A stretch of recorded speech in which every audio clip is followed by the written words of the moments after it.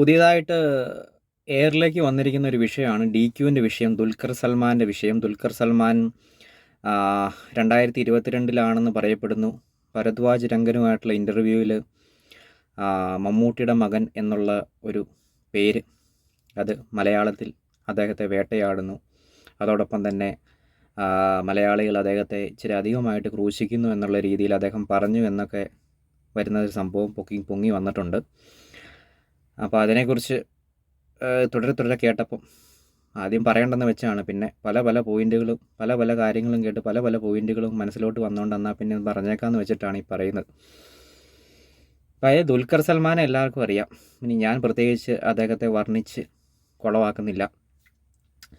അപ്പോൾ ഇദ്ദേഹം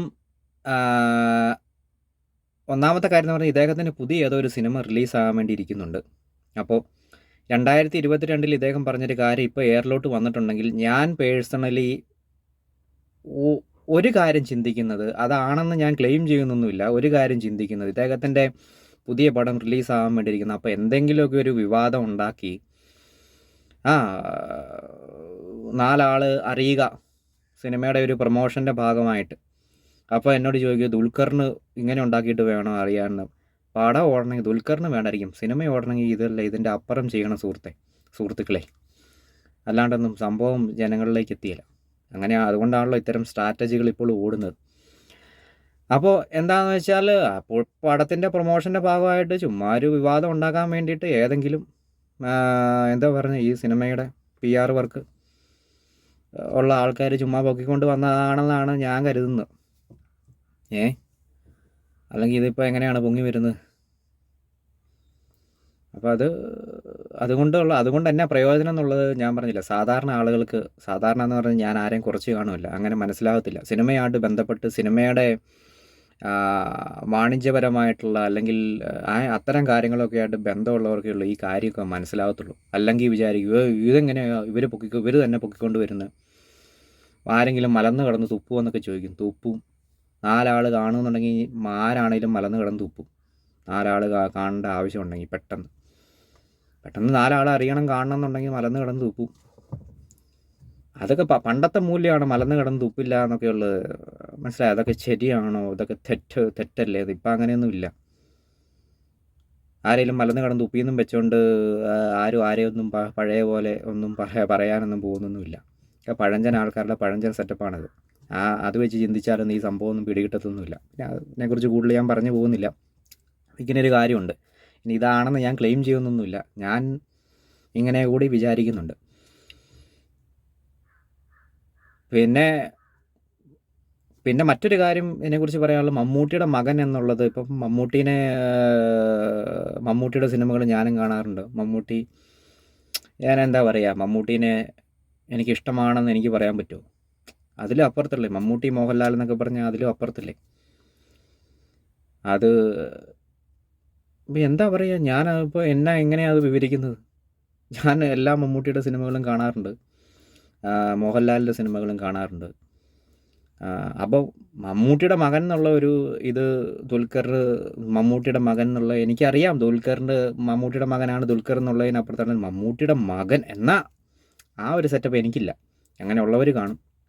കാരണം ഈ സെക്കൻഡ് ഷോ ഇറങ്ങുന്ന സമയത്ത്, ദുൽഖറിൻ്റെ ആദ്യത്തെ പടം ഇറങ്ങുന്ന സമയത്ത് മമ്മൂട്ടിയുടെ മകൻ്റെ ഇത് എന്നും പറഞ്ഞുകൊണ്ട് പൊക്കി പിടിച്ചുകൊണ്ട് കുറേ എണ്ണങ്ങൾ, ഈ പരിണാമം ഫാൻസ് എന്നൊക്കെ പറയുന്ന സെറ്റപ്പുകൾ ഉണ്ടായിരുന്നു അന്ന്. അപ്പോളെ തന്നെ അറിയാം, ദുൽഖർ ആസ് ആൻ ആക്ടർ ഓക്കെയാണ്, എനിക്ക് ഓക്കെയാണ്. മമ്മൂട്ടിയുടെ മകൻ എന്നൊക്കെ പറയുമ്പോഴത്തേനും ഞാൻ അന്ന് വിചാരിച്ചത് ഏതോ തീട്ടപ്പടമായിരിക്കും എന്നാണ് ഞാൻ വിചാരിച്ചത്. അതുകൊണ്ട് ഞാൻ സെക്കൻഡ് ഷോ ഇതുവരെ കണ്ടിട്ടില്ല, ആരെയും മുറി ഏതാണ്ടൊക്കെ കണ്ടിട്ടേ ഉള്ളൂ.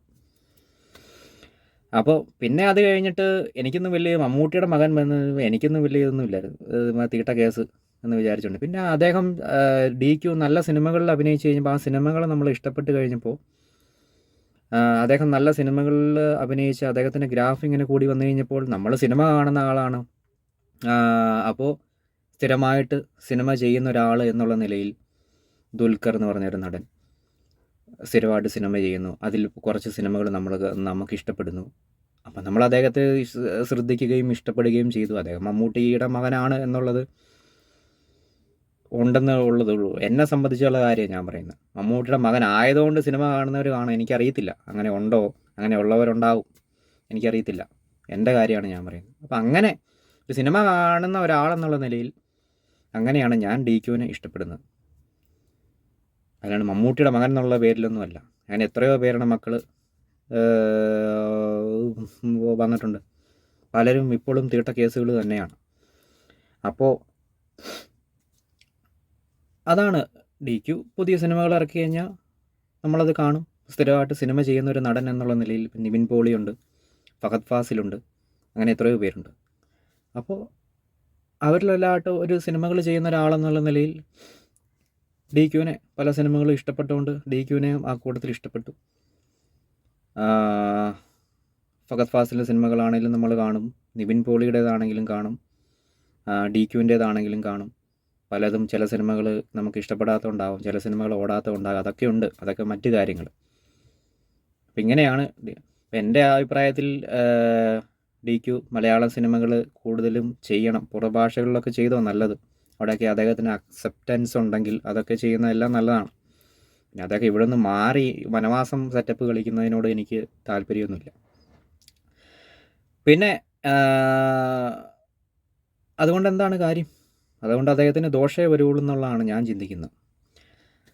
പിന്നെ മറ്റൊരു കാര്യം പറയാനുള്ളത്, ഈ സിനിമ, അഭിനയം, നടൻ എന്നൊക്കെ പറഞ്ഞാൽ അത്ര സിമ്പിൾ ഏർപ്പാടൊന്നും അല്ല ഇനി, പഴയ പോലെയൊന്നും അല്ല. അപ്പോൾ ഒരു നടൻ എന്നുള്ള നിലയിൽ സ്വയം എഫേർട്ട് എടുക്കേണ്ടി വരുന്നു. എന്നിട്ടും ഈ മമ്മൂട്ടിയുടെ മകൻ സെറ്റപ്പിലാണ് ആൾക്കാർ കാണുന്നതെന്നുള്ളത് അദ്ദേഹത്തിൻ്റെ പരാതി ഒരു തരത്തിൽ വേണമെങ്കിൽ കണക്കിലെടുക്കാം. കാരണം ഇപ്പം നടൻ എന്ന് പറഞ്ഞൊരു സിമ്പിൾ സംഭവം അല്ലെന്നേ. പല കാര്യങ്ങളും ശ്രദ്ധിച്ച് പല കാര്യങ്ങളിലും അറിവുണ്ടായി വളരെ റിസർച്ച് ചെയ്തിട്ട്, അതായത് ഒരു വിധത്തിൽ പറഞ്ഞാൽ പല റിസർച്ചുകൾക്ക് ശേഷമാണ് ഒരാൾക്കൊരു സിനിമ, ഒരു നടൻ ഒരു സിനിമ സെലക്ട് ചെയ്ത് അത് ചെയ്ത് വിജയിപ്പിക്കാൻ പറ്റത്തുള്ളൂ. നല്ല പണിയാണ്. അപ്പോൾ അത് നന്നായിട്ട് ദുൽഖർ എടുക്കുന്നുണ്ടായിരിക്കാം. അതുകൊണ്ടായിരിക്കാം അത്രയും ചെയ്തിട്ടും ഈ മമ്മൂട്ടിയുടെ മകൻ എന്നുള്ള ഇതിൽ ആൾക്കാർ പിടിച്ചിടുന്നു, പ്രിവിലേജ് ഉണ്ടെന്നൊക്കെ പറയുന്നു. എന്നൊക്കെ പറഞ്ഞു കഴിയുമ്പോൾ അദ്ദേഹം നോക്കുമ്പോൾ നല്ല പണി അദ്ദേഹം സ്വന്തമായിട്ട് എടുക്കുന്നുണ്ട്. ഇനിയും എന്തിനാണ് മമ്മൂട്ടിയുടെ പേരെന്ന്, അങ്ങനെ ആയിരിക്കാം. അങ്ങനെ ഒരു കാര്യമുണ്ട്. അപ്പോൾ നടനാകുക എന്ന് പറഞ്ഞാൽ അത്ര, നടനായിട്ട് ഇപ്പോൾ അല്ലെങ്കിൽ ഇനി തുടരുക എന്ന് പറഞ്ഞാൽ അത്ര ഈസി അല്ല, പഴയതുപോലെ അല്ല. അപ്പം അതായത് പണ്ടത്തെ പോലെ ഏതോ ഒരു ശക്തി നൽകുന്ന ഇത്, അല്ലെങ്കിൽ ദൈവം നൽകുന്ന വരദാനമൊന്നുമല്ല നടനം എന്നുള്ളത് നമുക്ക് മനസ്സിലായിട്ടുണ്ട് ഇപ്പോഴെങ്കിലും. അപ്പോൾ നല്ല പണിയെടുക്കണം അത് അഭിനയിച്ച് മുന്നോട്ട് പോകണമെങ്കിൽ. അപ്പോൾ അതിനെക്കുറിച്ചൊക്കെ പിന്നീട് പറയാം. അപ്പോൾ പണിയെടുത്താലേ ഉള്ളൂ ഇനി നടന്മാർക്ക് മുന്നോട്ട് പോകാൻ പറ്റത്തുള്ളൂ. ഒരു എഴുത്തുകാരൻ എടുക്കുന്ന പോലെ തന്നെ, ഒരു സംവിധായകൻ എടുക്കുന്നത് പോലെ തന്നെ നല്ല പണിയെടുക്കണം അതിൻ്റേതായ വിധത്തിൽ ഓരോ നടനും, അപ്പോൾ ഓരോ അഭിനേതാക്കളും. അപ്പോൾ ആ പണി ദുൽഖർ എടുക്കുന്നുണ്ടായിരിക്കാം. പക്ഷേ എനിക്ക് പറയാനുള്ളത്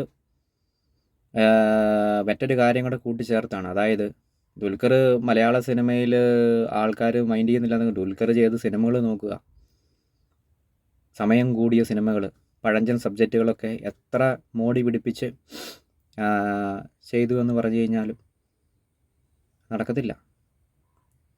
വലിയ മൂല്യമില്ലാത്തൊരു സാധനം നല്ല ഗിഫ്റ്റ് പേപ്പറിലൊക്കെ പൊതിഞ്ഞുകൊണ്ട് വന്നിട്ട് റിബണൊക്കെ കെട്ടിക്കൊണ്ട് വന്നു കഴിഞ്ഞാൽ അത് കാണുമ്പോൾ ഒരു ഇതുണ്ടാവും, തുറന്നു നോക്കുമ്പോഴത്തേനും പണി പാളും. അങ്ങനെയാണ് ദുൽഖറിൻ്റെ പല സിനിമകളെയും നമുക്ക് ചുരുക്കി പറഞ്ഞു കഴിഞ്ഞാൽ പറയാൻ പറ്റുന്നത്. അപ്പോൾ അതിന് പ്രേക്ഷകർ അദ്ദേഹത്തെ കുറ്റം പറഞ്ഞിട്ടുണ്ടാവാം. ആദ്യകാലത്ത് മമ്മൂട്ടിയുടെ മകൻ എന്നുള്ളതുകൊണ്ട് അദ്ദേഹത്തിന് കിട്ടിയ സപ്പോർട്ട് ഇപ്പോൾ കിട്ടുന്നില്ലായിരിക്കാം ഒരു തരത്തിലേ. കാരണം ഈ ഗിഫ്റ്റ് സെറ്റപ്പാണ് ഞാനീ പറഞ്ഞത്. അപ്പം അങ്ങനെ പടം ചെയ്താൽ നടക്കുകയില്ല. മറ്റേ സ്ഥലത്ത് ആൾക്കാർക്ക് വെളിവില്ല, അതുകൊണ്ട് പലതും ഇപ്പോഴും അവിടെ ഓടും, ഈ തെലുങ്കിലാണെങ്കിലും ഹിന്ദിയിലാണെങ്കിലും. പക്ഷേ ഇവിടത്തേക്കാളും വേറെ കുറേ സെറ്റപ്പുകൾ അവിടെ നടക്കുന്നുണ്ട്. അതുകൊണ്ടാണ് പൃഥ്വിരാജൊക്കെ അങ്ങോട്ട് വെച്ച് പിടിക്കുന്നത്. അതിനെക്കുറിച്ച് പിന്നീട് പറയാം. അപ്പോൾ അതായത് ഇങ്ങനൊരു കാര്യമുണ്ട്. അപ്പോൾ ഇങ്ങനെ പല കാര്യങ്ങൾ ഇതിൻ്റെ പിന്നിലുണ്ട് നമ്മൾ ആലോചിച്ച് നോക്കുമ്പോഴത്തേനും. ഇതിലേതൊക്കെയാണ് ദുൽഖറിൻ്റെ പറച്ചിലിന് പിന്നിലുള്ളത് എന്നൊക്കെയുള്ളത് അദ്ദേഹത്തിന് മാത്രം അറിയാം.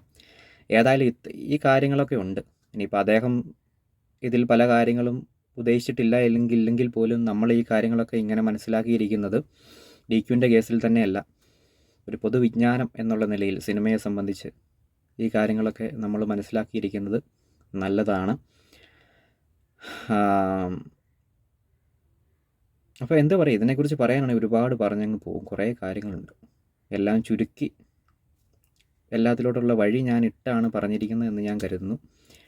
എല്ലാവരും ചിന്തിച്ച് നോക്കുക എന്നുള്ളതാണ്. അപ്പം എന്താ പറയുക, ദുൽഖറിൻ്റെ പുതിയൊരു പടം റിലീസ് ചെയ്യാൻ വേണ്ടി പോകുന്നുണ്ട്. അതിൻ്റെ ഭാഗമായിട്ട് PR വർക്ക് ചെയ്യുന്ന ആൾക്കാർ ഈ സംഭവം പൊക്കിക്കൊണ്ട് വന്നതാണോ എന്നറിയില്ല. രണ്ടാമത്തെ കാര്യം, എന്നെ സംബന്ധിച്ച് ദുൽഖർ മമ്മൂട്ടിയുടെ മകനല്ല. ഇപ്പം അദ്ദേഹം ഒരു അഭിനേതാവായിട്ട് തന്നെയാണ് അദ്ദേഹത്തെ ഞാൻ കാണുന്നത്. അപ്പോൾ മമ്മൂട്ടിയുടെ മകനാണെന്നും പറഞ്ഞ് അദ്ദേഹത്തിനെ പൊക്കി പിടിച്ചുകൊണ്ട് നടന്ന എല്ലാവരും പൊക്കി പിടിച്ച സമയത്ത് എനിക്ക് വലിയ താല്പര്യമൊന്നുമില്ലായിരുന്നു. പിന്നീട് അദ്ദേഹം റെഗുലറായിട്ട് സിനിമ ചെയ്യുകയും ആ സിനിമയെയും അദ്ദേഹത്തിൻ്റെ ക്യാരക്ടറുകളെയും പല സിനിമകളും പല അദ്ദേഹത്തിൻ്റെ ക്യാരക്ടറും എനിക്ക് ഇഷ്ടപ്പെട്ടു തുടങ്ങിയപ്പോൾ അങ്ങനെ ഞാൻ അദ്ദേഹത്തെ ഒരു നടൻ എന്നുള്ള നിലയിൽ ഇഷ്ടപ്പെടുകയും ചെയ്തു. അങ്ങനെയാണ് എന്നെ സംബന്ധിച്ച് ദുൽഖർ. പിന്നെയുള്ളതെന്ന് പറഞ്ഞു കഴിഞ്ഞാൽ, ഒരു നടൻ എന്നുള്ള നിലയിൽ പഴയതുപോലെയല്ല, നല്ല പണിയെടുക്കണം. ഇപ്പോൾ ജീവിച്ച് പോകണമെന്നുണ്ടെങ്കിൽ ചുരുക്കി പറഞ്ഞാൽ. അപ്പോൾ ആ പണി അദ്ദേഹം എടുക്കുന്നുണ്ടായിരിക്കാം. എന്നിട്ടും അല്ലെങ്കിൽ എടുക്കേണ്ടി വരുന്നുണ്ടായിരിക്കാം. അപ്പോൾ പഴയൊരു പ്രിവിലേജൊന്നും അദ്ദേഹത്തിനില്ല. പണ്ട് എല്ലാവരും പൊക്കി പിടിച്ചുകൊണ്ട് നടന്ന പോലെയൊന്നും അല്ല. ഇപ്പോൾ അദ്ദേഹം പണിയെടുത്താണ് ജീവിക്കുന്നത് എന്നുള്ളതെന്ന് അദ്ദേഹം പറഞ്ഞു കഴിഞ്ഞാൽ അതിൽ നമുക്ക് തെറ്റ് കാണാൻ പറ്റത്തില്ല. ഒരു തരത്തിൽ പറഞ്ഞാൽ ശരിയാണ്. പിന്നെ ഇപ്പോഴും അദ്ദേഹത്തെ മമ്മൂട്ടിയുടെ മകൻ എന്നൊക്കെ പറഞ്ഞുകൊണ്ട് അതിനെ ആ രീതിയിൽ കാണുന്നുണ്ടെങ്കിൽ എനിക്കറിയത്തില്ല. ഇത് ഞാൻ പറഞ്ഞ മറ്റൊരു വശമാണ്. അതിനെ ആ രീതിയിൽ കാണുന്നുണ്ടെങ്കിൽ മമ്മൂട്ടിയുടെ മകൻ എന്നുള്ള പേര് മരിച്ചാലും പോവില്ല എന്നൊക്കെ പറയുന്ന ആൾക്കാരുണ്ട്. അതെനിക്കറിയത്തില്ല. അതുകൊണ്ടാണ് എൻ്റെ ഒരു കാഴ്ചപ്പാട് ഞാൻ പറഞ്ഞത്. അത് അങ്ങനെ കാണുന്നവരുണ്ടെങ്കിൽ എനിക്കറിയത്തില്ല. മമ്മൂട്ടിയുടെ മകൻ എന്നുള്ള രീതിയിൽ ദുൽഖറിൻ്റെ പടം അങ്ങനെയൊക്കെ ഒരു സിനിമ കാണാൻ പറ്റുമോ? എനിക്കറിയത്തില്ല. മമ്മൂട്ടിയുടെ മകനായതുകൊണ്ട് ഒരു സിനിമ കാണാൻ പറ്റുമോ? അങ്ങനെ കാണുന്നവരുണ്ടാക്കി, എനിക്കൊന്നും പറ്റത്തില്ല. അതാണ് സെക്കൻഡ് ഷോ ഒക്കെ തീട്ട കേസ് കിട്ടാന്ന് ഓർത്ത് ഞാൻ കണ്ടില്ല എന്ന് പറഞ്ഞത്. അതുകൊണ്ടാണ് ഞാൻ പറഞ്ഞത്. അപ്പോൾ എനിക്കറിയത്തില്ല, അത്തരം ആൾക്കാരെ കുറിച്ചൊന്നും പറഞ്ഞിട്ട് തന്നെ കാര്യം. അപ്പോൾ അതങ്ങനെ ഒരു കാര്യം. പിന്നെ അദ്ദേഹം ചില പണിയെടുക്കണം. പഴഞ്ചൻ സിനിമകൾ ഞാൻ പറഞ്ഞില്ല, ഗിഫ്റ്റ് സെറ്റപ്പിൽ ഇവിടെ ചെയ്തു കഴിഞ്ഞാൽ അദ്ദേഹം ഏറിപ്പോവും. അങ്ങനെ അദ്ദേഹം കിങ് ഓഫ് കൊത്ത ചെയ്ത് പണി കിട്ടിയിട്ടുണ്ടായിരിക്കാം. അദ്ദേഹം ഈ പറയുന്നതൊക്കെ ഇനി മലയാളത്തിലോട്ട് ചെയ്യാൻ പേടി. കാരണം ഈ പഴഞ്ചൻ സെറ്റപ്പേ, ഗിഫ്റ്റ് സെറ്റപ്പ് തെലുങ്കിലും ഹിന്ദിയിലൊക്കെ നടക്കും ഇപ്പോഴും. അവിടെയാണെങ്കിൽ സംവിധായകൻ ഇല്ലാണ്ട് നിൽക്കുക. സംവിധായകന്മാർ തപ്പി കിടക്കുക അവന്മാർ. ഇപ്പോൾ എല്ലാവർക്കും സംവിധായകന്മാർക്കെല്ലാം ഹിന്ദിയിൽ അവസരമുണ്ട്. ആരെങ്കിലും ഉണ്ടെങ്കിൽ വെച്ച് പിടിച്ചു അങ്ങോട്ട്. ഏതെങ്കിലും ഒരു പ്രൊഡക്ഷൻ കമ്പനിയുമായിട്ട് ബന്ധപ്പെട്ട് നിങ്ങൾ കയറി പറ്റുവാണെങ്കിൽ ഫട്ടാഫട്ട് ആരുടെ വേണമെങ്കിലും ഡേറ്റ് കിട്ടാൻ സാധ്യതയുണ്ട്. നല്ല സിനിമകളും ചെയ്യാം, കാശും ഉണ്ടാക്കാം. കാരണം ഈ പഴഞ്ഞ സെറ്റപ്പുകളൊക്കെ അവിടെ ഓടുക, കുറച്ച് കാലം കൂടെ അവിടെ ഓടും. ഇവിടെ നടക്കത്തില്ല. ഇവിടെ ആൾക്കാർക്ക് വെളിവ് വന്നുകൊണ്ട് അത് നടക്കത്തില്ല. അപ്പോൾ അങ്ങനെ ഒരു സെറ്റപ്പ് ഓപ്പർച്യൂണിറ്റി ഹിന്ദിയിലൊക്കെ ഉണ്ട്. അപ്പോൾ നോക്കുക സംവിധായകന്മാരൊക്കെ. അപ്പോൾ എന്താ പറയുക, അപ്പോൾ ഇതാണ്. അപ്പം പിന്നെയുള്ളതെന്ന് പറഞ്ഞാൽ ദുൽഖർ സൽമാൻ നല്ല സിനിമകൾ, ആധുനിക സിനിമകൾ, അദ്ദേഹം ഒരു ആധുനിക നടനല്ലേ. ആധുനിക സിനിമകൾ കേരളത്തിൽ വന്ന് ചെയ്യുക എന്നുള്ളതേ ഉള്ളൂ. അതിൻ്റെ വരും വരായകളെ കുറിച്ച് നോക്കിയിട്ട് കാര്യമില്ല. പണിയെടുക്കണം എന്നുള്ളത്, പണിയെടുക്കുന്നുണ്ടെന്നുള്ളത് അദ്ദേഹം പണിയെടുക്കുന്നതിൻ്റെ വിമ്മിഷ്ടമാണല്ലോ അദ്ദേഹം പ്രകടമാക്കിയിരിക്കുന്നത് എന്നാണല്ലോ നമ്മൾ കരുതേണ്ടത്. അങ്ങനെയാണെങ്കിൽ പണിയെടുത്തേ പറ്റത്തുള്ളൂ. സേഫ് സോണിലാണ് അദ്ദേഹം എന്നുള്ളതല്ലേ നമ്മൾ വിചാരിക്കേണ്ടത്. കേരളത്തിൽ നിന്ന് മാറി മറ്റ് ഭാഷകൾ ചെയ്ത് നടക്കുമ്പോൾ ഇവിടെ വന്ന് പണിയെടുക്കുക.